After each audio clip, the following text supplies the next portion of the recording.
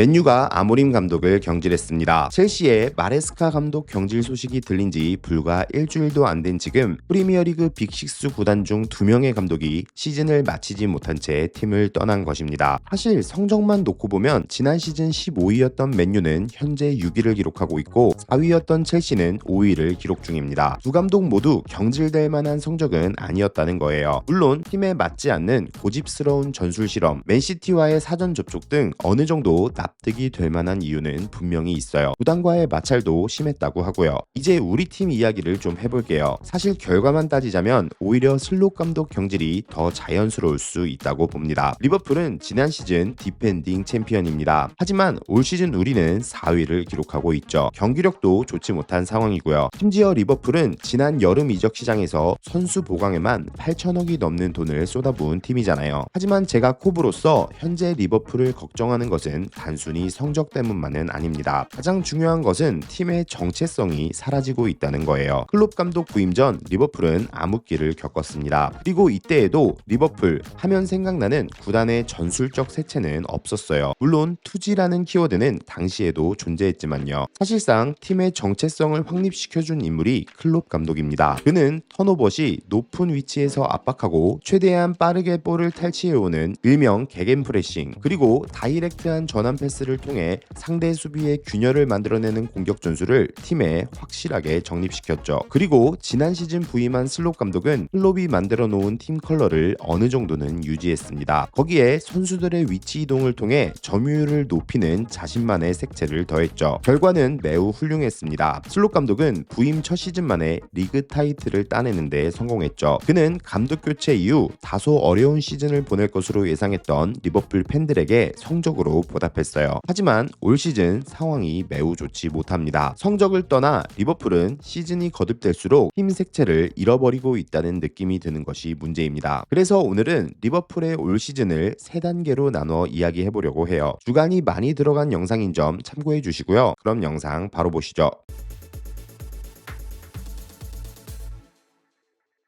첫째, 이적 시장.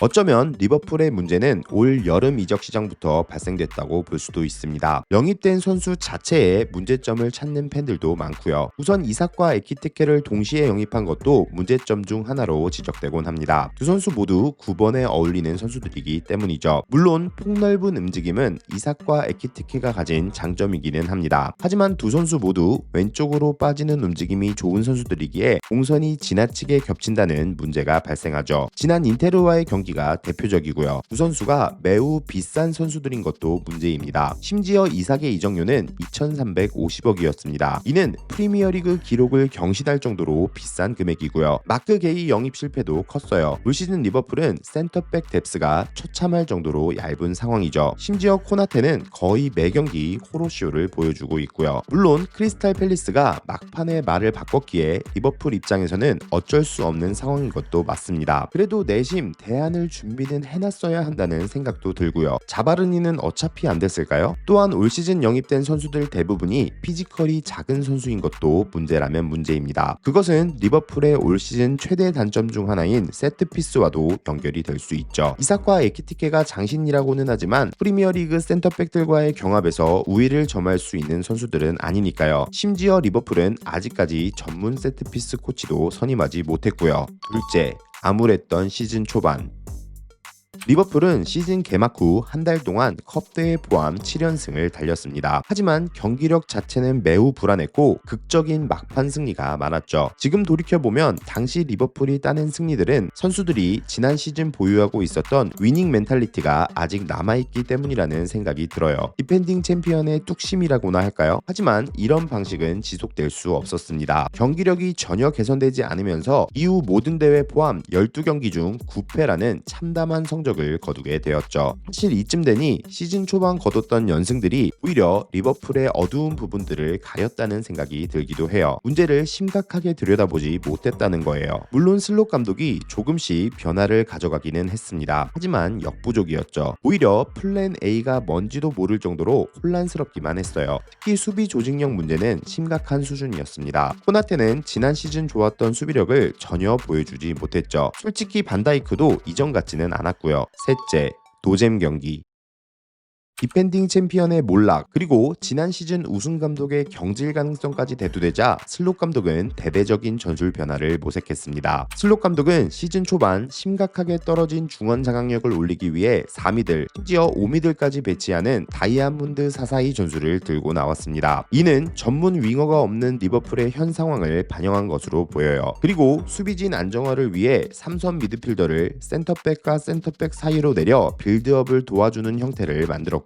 그리고 이런 전술은 리버풀에 안정감을 가져왔죠. 슬롯 감독은 리버풀을 더욱 조직적이고 뚫기 어려운 팀으로 만들려고 했습니다. 그리고 일정 부분에서는 성공을 거뒀다고 보는 게 맞아요. 성적도 4위권으로 진입했고요. 리버풀은 모든 대회 통틀어 9경기 연속 무패를 기록하고 있습니다. 그럼에도 현재 리버풀 팬들이 슬롯을 바라보는 시선은 믿음과는 거리가 먼 상황입니다. 오히려 의심에 더 가깝다고 봐야 해요. 개인적인 생각이지만 최근 리버풀의 경기는 재미가 없습니다. 이기고 지는 걸 떠나 너무 노잼이에요. 솔직히 실토하면 잠든 적도 한 번 있어요. 리즈전이었나? 저는 그 원인이 팀의 색깔을 잃어버렸기 때문이라고 생각합니다. 리버풀이 자랑하던 빠른 전환을 통한 역습은 이미 찾아보기 힘든 상황이 돼버렸죠. 슬롯 감독은 풀럼전 무승부 이후 인터뷰를 통해 다음과 같이 말했습니다. 우리는 가용 가능한 선수들로 경기를 치러야 합니다. 공격 옵션이 많지 않은 상황에서도 경기 초반부터 회복력을 보여주었습니다. 풀럼은 좋은 팀이지만 우리는 그들을 상대로 거의 기회를 내주지 않았습니다.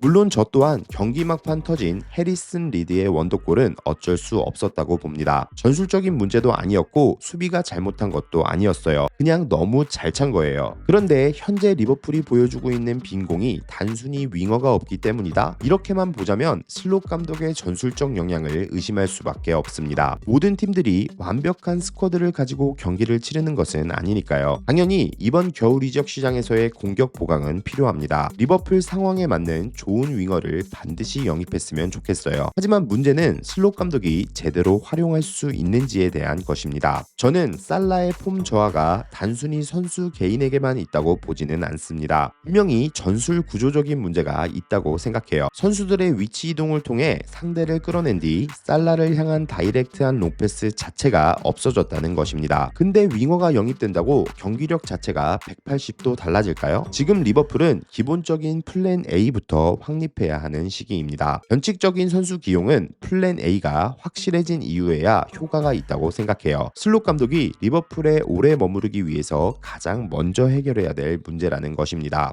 마무리.